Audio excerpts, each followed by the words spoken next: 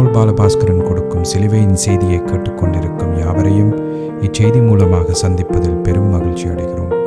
கர்த்தராகிய இயேசு கிறிஸ்துவனுடைய கிருபையும் தேவனுடைய அன்பும் பரிசுத்த ஆவியானவருடைய ஐக்கியமும் உங்கள் அனைவரோடும் கூட இருப்பதாக. ஆமென்.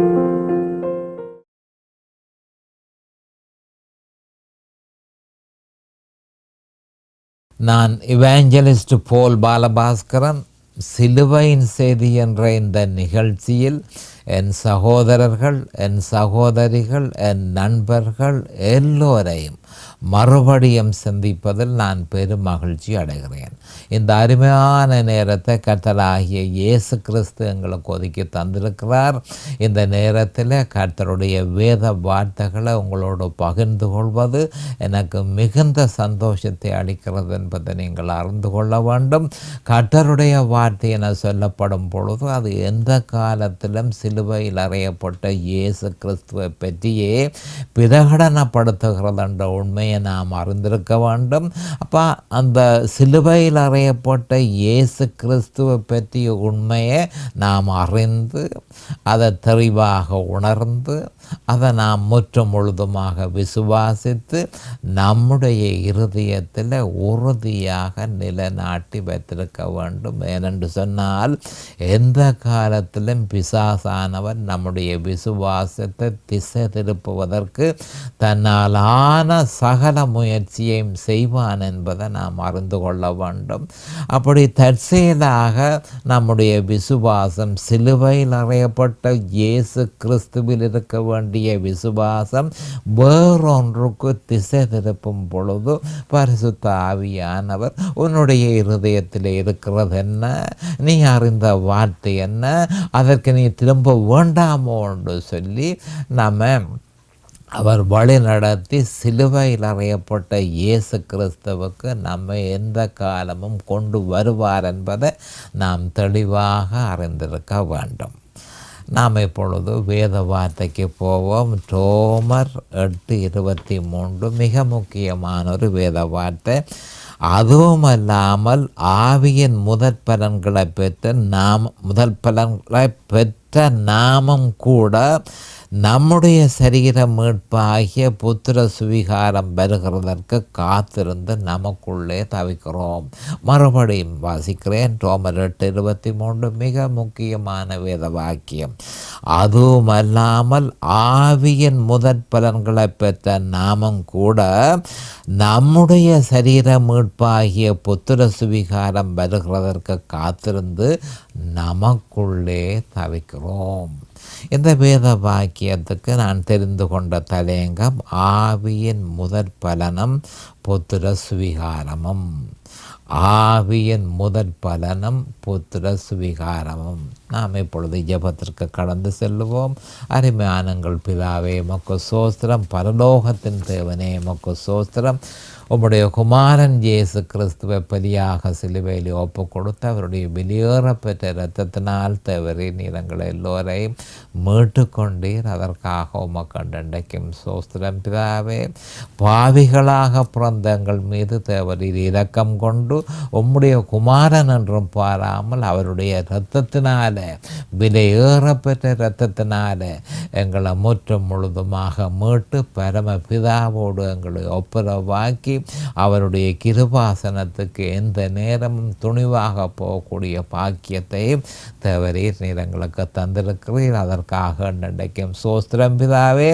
இதோ இதனை கேட்டுக்கொண்டிருக்கிறேன் சகோதர சகோதரிகள் நண்பர்கள் எல்லோரையும் தேவரீர் ஆசீர்வதித்து அபிஷேகித்து பிரகாசமான மெனக்கண்களை அவர்களுக்கு கொடுத்து உம்முடைய வேத வார்த்தைகளை அறிந்து கொள்ளக்கூடிய பாக்கியத்தையும் அவர்களுக்கு கொடுத்தருள வேணும் என்று அதே நேரம் அடியேனையும் அபிஷேகித்து உம்முடைய வேத வார்த்தைகளை நிதானமாக போதிக்கத்தக்கதாக உம்முடைய பரிசுத்த ஆவியானவர் தாமே முன்னின்று போதனையை செய்ய வேணும் என்றும் இயேசு கிறிஸ்துவின் நாமத்தினால் கேட்டுக்கொள்கிறேன் பிதாவே. Amen and amen and amen. Hallelujah, hallelujah, hallelujah. Thank you, Jesus. Praise the Lord, praise the Lord, praise the Lord. கடைசியாக நான் உங்களுக்கு வெளி 3:10 இருந்து 13 வரையும் உள்ள சகல வேத வாக்கியங்களை பற்றியும் நான் உங்களுக்கு ஏற்கனவே சொல்லியிருந்தேன். அப்போ வெளி 3:10-13 என்ன சொல்கிறது என்று சொன்னால், உபத்திரவ காலம் வரப்போகிறது, புத்திர சுவிகாரத்தின் காலம் வரப்போகிறது, உயிர்த்தெழுதலுக்கு நீங்கள் தயாராக வேண்டும், தேவனுடைய தயவுள்ள சித்தம் ரெடியாக இருக்கிறது. ஆனபடியால் மறுபிறப்பு பெற்ற கிறிஸ்தவர்கள் அதற்கு தயாராக வேண்டும் என்று சொல்லி வெளி 3:10-13 சொல்லப்பட்டிருக்கிறது. இதை பற்றி விவரமாக நாங்கள் ஒவ்வொரு வார்த்தைகளையும் பரிசீலனை செய்து, ஒவ்வொரு சொற்களையும் பரிசீலனை செய்து அதை பற்றி விவரமாக நாங்கள் சற்று பார்ப்போம். 10ஆம் வசனத்திலிருந்து ஸ்டார்ட் பண்ணுவோம். என் பொறுமையை குறித்து சொல்லிய வசனத்தை நீ காத்து கொண்டபடியினால் பூமியில் குடியிருக்கிறவர்களை சோதிக்கும்படியாக பூச்சக்கரத்தின் மேலங்கம் வரப்போகிற சோதனை காலத்திற்கு தப்பும்படி நானும் உன்னை காப்பேன். அப்போ வெளி 3:10-13 சொல்லப்பட்ட வேத வாக்கியங்கள். அப்போ முதலாவதாக 10ஆம் வசனத்தை எடுத்து அதை பற்றி நான் விவரமாக பார்க்க என்ன சொல்லப்பட்டிருக்கென்று சொன்னால், வரப்போகிற சோதனை காலத்திற்கு பூச்சக்கரத்தின் மேலெங்கும் பூமி எங்கும் உலகம் முழுக்க மகாபயங்கரமான காலம் வரப்போகிறது. அந்த சோதனை காலத்துக்கு தப்பும்படி நானும் உன்னை காப்பேன் என்று சொல்லியிருக்கிறார். அப்போ மறுபிறப்பு பெற்ற கிறிஸ்தவர்கள் அந்த சோதனை காலத்துக்குள்ள அகப்பட்டு போகாதபடிக்கு தேவன் நம்ம காப்பார். அது பூச்சக்கரம் முழுக்க பூமி எங்கும் அந்த உபத்திரவ காலம் வரும் காலம் சமீபமாகிவிட்டது. அப்போ மிகுந்த உபத்திரவம் வருகிறதற்கு முன்பு மறுபிறப்பு பெற்ற கிறிஸ்தவர்களின் உயிர்த்தெழுதலை பற்றியே இங்கு சொல்லப்பட்டிருக்கிறது. அப்போ நான் என்ன சொல்கிறேன் என்று சொன்னால், உபத்திரவ காலம் வருவதற்கு முன்பு மறுபிறப்பு பெற்ற கிறிஸ்தவர்கள் உயிர்த்தெழுதலை பெற்றுக்கொள்வார்கள் என்பதை பற்றி சொல்லப்பட்டிருக்கு. அப்போ யோவான் 5:29 இது பற்றி விவரமாக சொல்லப்பட்டிருக்கிறது. தானியேல் 12:2 இது பற்றி விவரமாக சொல்லப்பட்டிருக்கிறது. இதோ சீக்கிரமாய் வருகிறேன். அப்போ என்ன சொல்கிறார் என்று சொன்னால், வரப்போகிற உயிர்த்தெழுதல், அதாவது மறுபிறப்பு பெற்ற கிறிஸ்தவர்களை நான் இழுத்து கொள்ளுவேன் என்று சொல்லி அந்த உயிர்த்தெழுதலை பற்றியே மறுபடியும் சொல்லப்பட்டிருக்கிறது. ஒருவனும் உன் கிரீடத்தை எடுத்துக்கொள்ளாதபடிக்கு உனக்குள்ளதை பற்றி கொண்டிரு. அப்போ என்னென்று சொன்னால், பிசாசானவன் மதக்கிரியைகளில் ஈடுபட்டிருக்க மனுஷர்களை பாவித்து போதகர்கள் என்ற பேரில் மத கிரியைகளில் ஈடுபட்டிருக்கிற ஏராளமான மனுஷர்களை பாவித்து கிறிஸ்துவிலும் சிலுவையிலும் உள்ள விசுவாசத்தை திசை திருப்புவதற்கு நிச்சயமாக முயற்சிப்பான் என்று சொல்லப்பட்டு கிடக்கு. ஒருவனும் உன் கிரீடத்தை எடுத்துக்கொள்ளாதபடிக்கு உனக்கு உள்ளதை பற்றி கொண்டிரு. அப்போ உனக்கு உள்ளதை பற்றி கொண்டு அதென்ன உனக்குள்ளது? உனக்குள்ளது ஒன்றே ஒன்று, விசுவாசம். அந்த விசுவாசம் சிலுவையில் அறையப்பட்ட இயேசு கிறிஸ்துவை பற்றிய அந்த விசுவாசமே உனக்கு உள்ளது. அப்போ அந்த உனக்கு உள்ளதை நீ பற்றி கொண்டிருப்பாயிருந்தால் கிரீடத்தை பெற்றுக்கொள்ளுவாய். அப்போ அந்த கிரீடத்தை பெற்றுக்கொள்ளாதபடிக்கு பிசாசானவன் மத கிரியைகளில் ஈடுபட்டிருக்கிற பொய்யான கள்ள அப்போஸ்தலர்களை பாவித்து கிறிஸ்துவிலும் சிலுவையிலும் உள்ள உன்னுடைய விசுவாசத்தை திசை திருப்புவதற்கு தன்னாலான அவ்வளவுத்தையும் செய்வான் என்பதை நிச்சயமாக நீ அறிந்து கொள்வாயாக. இனி அடுத்ததாக ஜெயம் கொள்கிறவன் அவனோ அவனை என் தேவனுடைய ஆலயத்தில் தூணாக்குவேன். ஜெயம் கொள்கிறவன் அவனோ. அப்போ ஜெயம் கொள்கிறவன் ஆர் என்று சொன்னால், ஆர் அந்த ஜெயம் கொள்கிறவன், ஆர் அந்த வெற்றிவாக சூடுகிறவன்? முற்று முழுதுமாக இயேசு கிறிஸ்துவையும் அவர் சிலுவையில் நிறைவேற்றியதையும் வெளிப்படையாக நம்பி அந்த விசுவாசத்தில் நிலைத்திருக்கிறவனே ஜெயம் கொள்கிறவன். இயேசு கிறிஸ்துவை ஏற்று இயேசு கிறிஸ்துவை அவரையும் அவர் சிலுவையில் நிறைவேற்றியதையும் விசுவாசித்து அந்த விசுவாசத்தில் எவன் நிலைத்திருக்கிறானோ அவன் ஜெயம் கொள்கிறவன். அதில் நின்று ஒரு காலம் நீங்குவதில்லை. தேவனுடைய சமூகத்திற்கு முன்பாக அவன் தொடர்ச்சியாக இருக்கும் நிலைமை காட்டப்படுகிறது. எனக்கு முன்பாக அவன் இருப்பான், எனக்கு முன்பாக எந்த நேரமும் இருப்பான், என்னுடைய சமூகத்திலே அவன் எந்த நேரமும் இருப்பான். அதில் நின்று அவன் ஒரு காலம் நீங்குவதில்லை. என் தேவனுடைய நாமத்தையும் என் தேவனால் பரலோகத்திலிருந்து இறங்கி வருகிற புதிய எருசலேமாகிய என் தேவனுடைய நகரத்தின் நாமத்தையும் என் புதிய நாமத்தையும் அவன் மேல் எழுதுவேன். அப்போ சிலுவையில் கிறிஸ்து நம்முடைய பாவத்தோடு அடையாளம் கண்டு அதன் தண்டனைக்குரிய பாடுகளை அனுபவித்தார். இப்பொழுது நம்முடைய தலசிறந்த ஆசீர்வாதத்தோடு தன்னையும் அடையாளம் காண்கிறார். ஏனென்றால் அவரே எல்லாவற்றிற்கும் ஆதாரமாக இருக்கிறார். அவராலேயே சகலதம் கிடைத்தது, அவராலேயே சகல வெற்றியும் ஒரு பாவியான மனுஷன் இயேசு கிறிஸ்துவை ஏற்றுக்கொண்டதன் நிமித்தம் சகல வெற்றியும் அவர் மூலமாகவே அவனுக்கு கிடைக்கிறது. ஆனபடியால் அவரே ஆதாரமாக இருக்கிறார். ஆவியானவர் சபைகளுக்கு சொல்லுகிறத காதுள்ளவன் கேட்க கடவன். ஆவியானவர் நாம் உயிர்த்தெழுதலுக்கு தயாராக வேண்டும் என்று சொல்லுகிறார். ஆவியானவர் சபைகளுக்கு என்ன சொல்லுகிறார் என்று சொன்னால், நீங்கள் இயேசு கிறிஸ்து வந்து உங்களை அழைத்து கொண்டு போவதற்கு நீங்கள் தயாராக இருக்க வேண்டும். அதுதான் ஆவியானவர் சபைகளுக்கு சொல்லுகிறது. அப்போ நீங்கள் சபைகளில் தயாராக இருங்கள். கிறிஸ்துவிலும் அவர் சிலுவையில் நிறைவேற்றியதிலும் தொடர்ச்சியாக உங்களுடைய விசுவாசத்தை காண்பிப்பதன் மூலமே அது சாத்தியமாகுமே தவிர வேறு எந்த வழியாலும் அல்ல.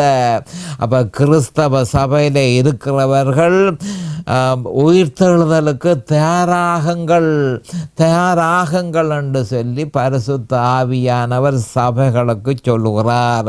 அப்போ காது உள்ளவனவனோ அநேகமான கிறிஸ்தவர்களுக்கு காது இல்லை. ஆவிக்குரிய காது அவர்களுக்கு செயல்படுகிறது இல்லை. ஏனென்று சொன்னால் ஏசையாவின் தீர்க்க தரிசனம் நிறைவேறி இருக்கிறபடியால் அவர்கள் கேட்கிறார்கள், ஆனால் கேட்கவில்லை. அவர்கள் பார்க்கிறார்கள், ஆனால் பார்க்கவில்லை. அவர்கள் உணர்கிறார்கள், ஆனால் உணரவில்லை. இதுக்குத்தான் பேர் ஏசையாவின் தீர்க்க தரிசனம். ஆனபடியால் பரிசுத்த ஆவியானவர் சொல்லுகிறார், காதுள்ளவன் அவனோ நான் சொல்றதை அவன் கேட்க கடவன். உயிர்த்தெழுதல் வரப்போகிறது, தயாராகு. எப்படி தயாராகிறது? இயேசு கிறிஸ்துவையும் அவர் சிலுவையில் செய்து முடித்ததையும் விசுவாசித்து அந்த விசுவாசத்தில் நிலைத்திருந்து அவருடைய வருகைக்காக காத்திரு என்று சொல்லி சபைகளுக்கு ஆவியானவர் சபைகளுக்கு சொல்லுகிறத ஒவ்வொரு கிறிஸ்தவனும் கேட்க வேணும் என்று சொல்லி கட்டளையாக கொடுக்கப்பட்டிருக்கு. மேலும் இது பற்றி மத்தேயு 24:42-44 உங்கள் ஆண்டவர் இன்ன நாளிகையிலே வருவார் என்று நீங்கள் அறியாதிருக்கிறபடியினால் விழுத்திருங்கள். அப்போ கிறிஸ்தவர்கள் எந்த கிறிஸ்தவனுக்கும் தெரியாது எப்போ அவர் வரப்போகிறார் என்று சொல்லி. ஆனபடியால் விழித்திருங்கள். திருடன் இன்னஜாமத்தில் வருவான் என்று வீட்டஜமான் அறிந்திருந்தால் அவன் விழித்திருந்து தன் வீட்டை கன்னமுட விட்டான் என்று அறிவீர்கள். நீங்கள் நினையாத நாளிகையிலே மனுஷகுமாரன் வருவார், ஆதலால் நீங்கள் ஆயத்தமாயிருங்கள் என்று ஆண்டவரால் வலியுறுத்தப்பட்டிருக்கிறது. அப்போ எப்போ ஆண்டவர் ஆவியானவர் சபைகளுக்கு சொல்கிறத காதுள்ளவன் கேட்க கடவன் என்று சொல்லப்பட்டு கிடக்கு. அப்போ எப்போ நம்முடைய ஆண்டவராகிய இயேசு கிறிஸ்து வருவார்? அப்போ நீங்கள் அதை அறியாதபடியினால் விழித்திருங்கள். தொடர்ந்து விசுவாசத்தில் பலப்படுங்கள், விசுவாசத்தில் உறுதிப்படுத்துங்கள். அதுதான் விழித்திருக்கிறது என்ற ஒரே ஒரு வழி. அதாவது இயேசு கிறிஸ்துவையும் அவர் சிலுவையில் செய்து முடித்ததையும் தொடர்ந்து விசுவாசித்து அந்த விசுவாசத்தில் நிலைத்திருக்கிறதன் மூலமே நாங்கள் விழித்திருக்க முடியும் என்பதை நாம் அறிந்து கொள்ள வேண்டும். விசுவாசி கிறிஸ்துவுக்குள் இருப்பதே தேவனுடைய எதிர்பார்ப்பாக இருக்கிறது. அப்போ நான் மறுபடியும் சொல்கிறேன், விசுவாசி கிறிஸ்துவுக்குள் இருக்க வேண்டியதே தேவனுடைய எதிர்பார்ப்பு. உயிர்த்தெழுதலில் பங்கு பெற்ற வேணுமாயிருந்தால் விசுவாசி கிறிஸ்துவுக்குள் நிலைத்திருக்க வேண்டும். 1 தெசலோனிக்கேயர் 4:15-18, சங்கீதம் 91:1 இதை உறுதிப்படுத்துகிறது. ஆம், தேவனுடைய எதிர்பார்ப்பை நிறைவேற்றுவதற்கு ஆவி என்னும் அச்சாரத்தை தேவன் நமக்கு தந்திருக்கிறார். ஆவி என்னும் அச்சாரத்தை தேவன் நமக்கு தந்திருக்கிறார். அது தாராளமாக நமக்கு போதுமானதாக இருக்கிறது. அப்போ நம்முடைய தவிப்பு கவனமாக கேட்டுக்கொள்ளுங்கள். பரிசுத்த ஆவியானவர் நம்முடைய இருதயத்தில் வாசமாயிருக்கிறபடியால் அச்சாரமாக நமக்கு கொடுக்கப்பட்டிருக்கிறது. அவர் அதனை என்ன செய்ய வேணும் என்று சொல்லி உங்களை வழி நடத்துவார்.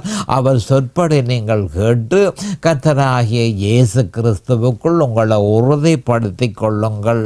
அதுதான் தேவனுடைய எதிர்பார்ப்பு. அப்போ தவிப்பு ஏன் ஏற்படுகிறது என்று சொன்னால், நம்முடைய தவிப்பு ஏற்படுகிறதற்கு காரணம் தேவனால் நமக்கு தந்த விசுவாசத்தில் நம்மால் ஏற்படுத்தப்பட்ட தத்தளிப்பின் நிமித்தம் சம்பவித்ததே அன்றி ஆவியின் குறைவினால் ஏற்படுத்தப்பட்டது அல்ல. கவனமாக கேட்டுக்கொள்ளுங்கள். அப்போ தவிப்பு ஏற்படுகிறதற்கு காரணம் என்ன என்று சொன்னால், தேவன் நமக்கு விசுவாசத்தை தந்திருக்கிறார். ஆனால் நாமோ அந்த விசுவாசத்தில் தத்தளிப்பு, அவிசுவாசத்தில் அந்த விசுவாசத்தை வேதத்தில் சொல்லப்பட்டிருக்கிற மாதிரி தேவனால் சொல்லப்பட்ட மாதிரி பின்பற்றாமல் நாம் ஒரு வழியை உருவாக்கும் பொழுது விசுவாசத்தில் தத்தளிப்பு ஏற்படுகிறது. அந்த தத்தளிப்பு நிமித்தம் தவிப்பு ஏற்பட்டதே தவிர ஆவியினுடைய குறைவினால், பரிசுத்த ஆவி அச்சாரமாக தரப்பட்டிருக்குது. அப்போ அந்த குறைவான ஆவியினால் நமக்கு ஏற்பட்டதுன்ற பேச்சுக்கே இடமில்லை. அந்த அச்சாரமாக தந்த ஆவி தாராளமாக போதும் என்று ஒவ்வொரு கிறிஸ்தவனும் விசுவாசிக்க வேண்டும். இது பற்றி பவுல் அப்போஸ்தலர் எபேசியர் 1:14 அவருக்கு சொந்தமானவர்கள் அவருடைய மகிமைக்கு புகழ்ச்சியாக மீட்கப்படுவார்கள் என்பதற்கு ஆவியானவர் நம்முடைய சுதந்திரத்தின் அச்சாரமாயிருக்கிறார்.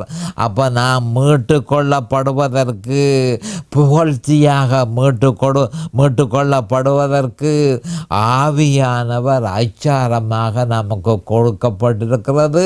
அது தாராளமாக போதும் என்பதை நாம் அறிந்து கொள்ள வேண்டும். அந்த அச்சாரம் ஆரம்ப செலுத்துதல், டவுன் பேமெண்ட், ஆரம்ப செலுத்துதலாக தற்பொழுது இருந்தாலும் உயிர்த்தெழுதலின் போது 1 கொரிந்தியர் 15:51 உயிர்த்தெழுதலின் போது பூரணமாக நமக்கு தரப்படும் என்பது உறுதி செய்யப்பட்டிருக்கிறது. அப்போ இப்பொழுது அச்சாரமாக கிடைத்திருக்கிற பரிசுத்த ஆவி உயிர்த்தெழுதலின் போது முற்றும் முழுதுமாக நமக்கு தரப்படும் என்பதை தெளிவாக நாம் அறிந்திருக்க வேண்டும். இந்த பூமியிலே ஆண்டவராகிய இயேசு கிறிஸ்து இருந்த பொழுது பரிசுத்த ஆவியினால நிறைந்தவராக இருந்தார். அதே மாதிரி நாமும் முற்றும் முழுதுமாக நிறைந்திருப்போம். எப்போ உயிர்த்தெழுதல் ஏற்படும் பொழுது அது நிச்சயமாக சாத்தியமாகும் என்று ஒவ்வொரு கிறிஸ்தவனும் நம்புவானாக, நம்பி விசுவாசிப்பானாக. அப்போ கிறிஸ்துவின் விலையேறப்பெற்ற இரத்தத்தினால மீட்கப்பட்ட விசுவாசி உயிர்த்தெழுதலின் போது இழந்த சகலதையும் பெற்றுக்கொள்ளுவான். இழந்த சகலதையும் பெற்றுக்கொள்ளுவான் என்பதை நாம் அறிந்து கொள்ள வேண்டும். அவர் ஏற்கனவே செய்து முடித்ததும் காலம் நிறைவேறும் பொழுது அவர் செய்ய போவதும் ஏற்கனவே செய்து முடித்திருக்கிறார். இனி காலம் வரும் பொழுது அவர் செய்ய போகிறது மனுஷ கற்பனைக்கு அப்பாற்பட்டதாக இருக்கிறது. ஆம், புத்திர சுவிகாரம் பூரணமாக்கப்படும் காலம் ஆரம்பமாகிவிட்டது. அது ஒரு சந்தோஷமான ஒரு விஷயம். புத்திர சுவிகாரம் பூரணமாக்கப்படும் காலம் ஆரம்பமாகிவிட்டது. நம்முடைய தவிப்புக்கு ஒரு முடிவு வருகிறது. நம்முடைய பிரசவ வேதனைக்கு ஒரு முடிவு வருகிறது. இவைகள் சம்பவிக்க தொடங்கும் பொழுது உங்கள் மீட்பு சமீபமாய் இருப்பதனால் கவனமாக கேட்டுக்கொள்ளுங்கள். இவைகள் சம்பவிக்கும் போது, சம்பவிக்க தொடங்கும் பொழுது உங்கள் மீட்பு சமீபமாயிருப்பதனால் நீங்கள் நிமிர்ந்து பார்த்து உங்கள் தலைகளை உயர்த்துங்கள் என லூக்கா 21:28 நம்முடைய ஆண்டவரும் கர்த்தருமாகிய இயேசு கிறிஸ்து தெளிவாக சொல்லியிருக்கிறார்.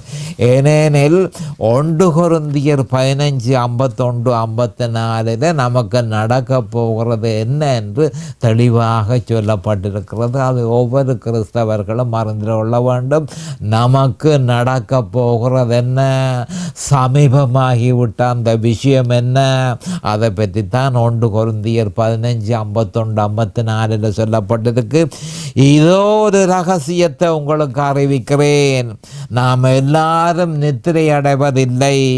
ஆகிலும் கடைசிய காலம் தொனிக்கும் போது ஒரு நிமிஷத்திலே, ஒரு இமைப்பொழுதிலே நாம் எல்லாரும் மறுரூபமாக்கப்படுவோம்.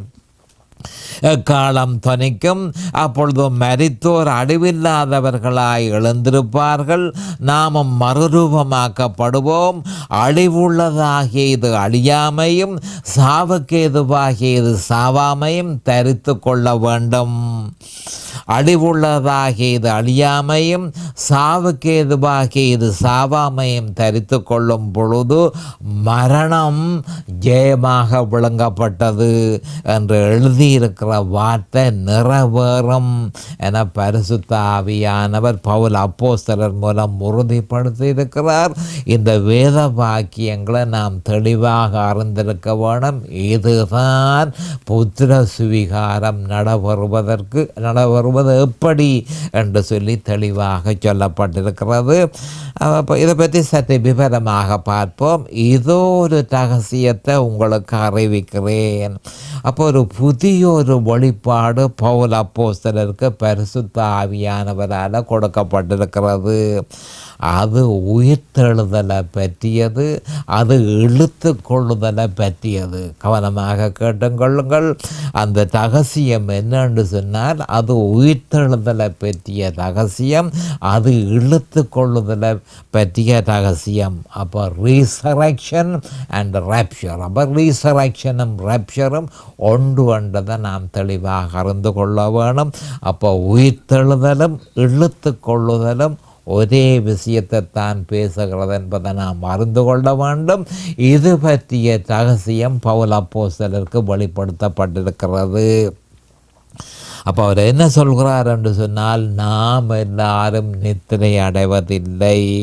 அப்போ உயிர்த்தெழுதலின் போது அல்லது இழுத்து கொள்ளப்படும் பொழுது அநேக கிறிஸ்தவர்கள் உயிரோடு இருப்பார்கள் என்று இங்கு சொல்லப்பட்டிருக்கிறது. ஆகிலும் கடைசிய காலம் துணிக்கும் போது, கடைசி என்ற சொல் பாவிக்கப்பட்டிருக்கிறபடியால் தொடர்ச்சியாக எக்கால சத்தம் கேட்கும் என்ற கருத்தை இங்கு சொல்லவில்லை. ஆனால் இது சபையின் காலத்தை முடிவுக்கு கொண்டு வருகிறது என்பதை தெளிவாக காட்டுகிறது. சபையின் காலத்தை முடிவுக்கு கொண்டு வருகிறது. அப்போ ஒரு நிமிஷத்திலே, ஒரு இமைப்பொழுதிலே அந்த மாற்றம் ஏற்படுவதற்கு எவ்வளவு நேரம் செல்லும் என்பதை பிரகடனப்படுத்துகிறது. ஒரு நிமிஷம், ஒரு இமைப்பொழுதிலே இந்த புத்திர சுவிகாரம், இந்த உயிர் தெழுதல், இந்த இழுத்து கொள்ளுதல் நடைபெறும் என்பதை, அந்த ரகசியத்தை தெளிவாக பரிசுத்த ஆவியானவர் பவுல் அப்போஸ்தலருக்கு வெளிப்படுத்தி இருக்கிறார். நாம் எல்லோரும் மறுரூபமாக்கப்படுவோம்.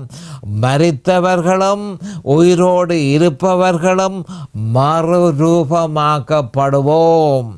எக்காலம் தொனிக்கும். இது தேவனுடைய காலம். 1 தெசலோனிக்கேயர் 4:16. அப்பொழுது மரித்தோர் அழிவில்லாதவர்களாய் எழுந்திருப்பார்கள். மரித்து போன பரிசுத்தவான்கள் பாவ சுபாவம் இல்லாதவர்களாக எழுந்திருப்பார்கள். நாமும் மறுரூபமாக்கப்படுவோம், மகிமையான சரீரத்தை தரித்து கொள்ளுவோம் என்று சொல்லப்பட்டிருக்கிறது. அழிவுள்ளதாகிய இது பாவ சுபாவம் நம்முடைய சரீரத்தில் ரட்சிக்கப்பட்டாலும் இருக்கிறது என்பதை நாம் தெளிவாக அறிந்து கொள்ள வேண்டும். ஆனபடியால் தான் அழிவுள்ளதாகிய இது அழியாமையும் பாவ சுபாவம் இல்லாத ஒரு மகிமையான சரீரத்தை நாம் பெற்றுக்கொள்ளுவோம் என்பதை சொல்லப்பட்டிருக்கிறது. சாவுக்கு ஏதுவாகிய இது, மரணத்துக்கு ஏதுவான இது, சாவாமையும் தரித்து கொள்ள வேண்டும். ஒரு பொழுதும் மரிக்காதவாறு தரித்து கொள்ள வேண்டும். அழிவுள்ளதாகிய இது, பாவ சுபாவம் நிறைந்த இது, அழியாமையும் தெய்வீக சுபாவம் முற்று முழுவதும் பரிசுத்த ஆவியானவரால் கட்டுப்படுத்தப்படுகிறது. அழியாமையையும் சாவுக்கேதுவாகிய இது, மரணத்துக்கேதுவான இது, சாவாமையையும் ஒரு பொழுதும் மரிக்காதவாறு தரித்து கொள்ளும் பொழுது மரணம் ஏமாக விழுங்கப்பட்டது என்று எழுதியிருக்கிற வார்த்தை நிறைவேறும். ஏசையா 25:8 அது பற்றி தெளிவாக சொல்லப்பட்டிருக்கிறது. அப்போ சிலுவையின் முழு நன்மைகளும் நிறைவேறும். சிலுவையின் முழு நன்மைகளும் நம்முடையதாகும். நாம் இப்பொழுது முதற்கனியையே உடையவர்களாக இருக்கிறோம் என்று சொல்லி ரோமர் 8:23 சொல்லப்பட்டிருக்கிறது. உயிர்த்தெழுதல் முடிந்த உடனே சகலதையும், ஆவியின் சகல பலாபலன்களையும் நாம் பெற்றுக்கொள்ளுவோம். அச்சாரமாக நமக்கு இப்பொழுது கொடுக்கப்பட்டது. உயிர்த்தெழுதலின் பின்பு அது முற்று முழுதுமாக நமக்கு தரப்படும் என்பதை ஒவ்வொரு கிறிஸ்தவனும் அறிந்து கொள்வானாக. அப்போ உயிர்த்தெழுந்தவர்கள் இனி மரிக்கவும் மாட்டார்கள். அவர்கள் உயிர்த்தெழுதலின் பிள்ளைகள் ஆனபடியால் தேவ தூதர்களுக்கு ஒப்பானவர்களாகவும் தேவனுக்கு பிள்ளைகளாகவும் இருப்பார்கள் என ஆண்டவராகிய இயேசு கிறிஸ்து லூக்கா 20:36 அவர்கள் இனி மரிக்கவும் மாட்டார்கள். அவர்கள் உயிர்த்தெழுதலின் பிள்ளைகளானபடியால் தேவ தூதர்களுக்கு ஒப்பானவர்களுமாய் தேவனுக்கு பிள்ளைகளுமாய் இருப்பார்கள் என உறுதிப்படுத்தி இருக்கிறார். இதுவே புத்திர சுவிகாரத்தின் பிரதிபலனாய் இருக்கிறது.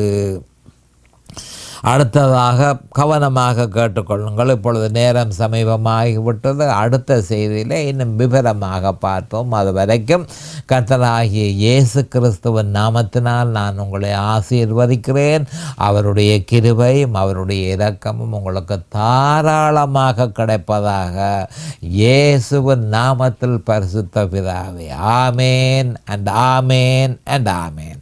ஹalleluya ஹalleluya ஹalleluya. இந்த சிலுவையின் செய்தியை கேட்பவர்கள் அதன் ஆவிக்குரிய பலனை பூரணமாக அடைய வேண்டும் என்பதே நம்முடைய பிரார்த்தனையாகும். தொலைபேசி மூலம் தொடர்பு கொள்ள விரும்புவோர் 647-465-1224 மூலமும், இமெயில் மூலம் தொடர்பு கொள்ள விரும்புவோர் paulbalabhaskaran@gmail.com மூலமும் தொடர்பு கொள்ளலாம்.